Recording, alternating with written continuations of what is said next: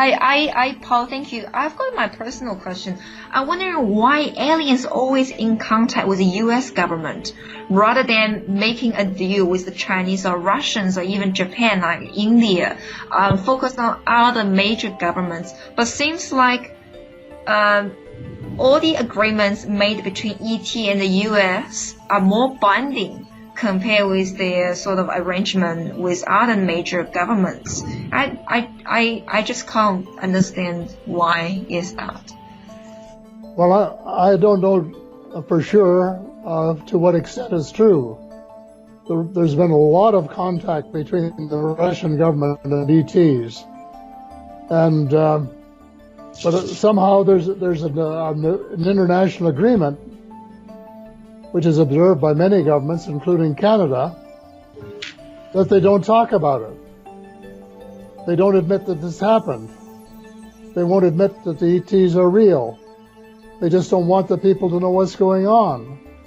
And I think that's the problem. So the reason I talk mostly about the U.S. is because that's where my sources are.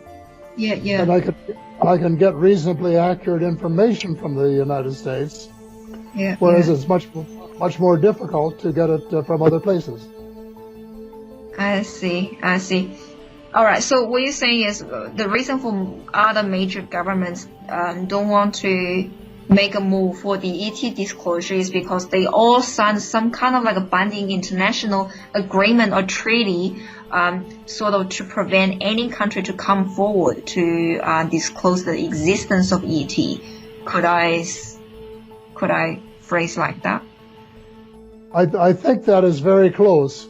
I know that Canada was alleged to have signed one, and I know that our people don't talk, and I understand that all governments were advised of what was going on in those days, and that there must have been an agreement not to talk about it, or they would have talked about it.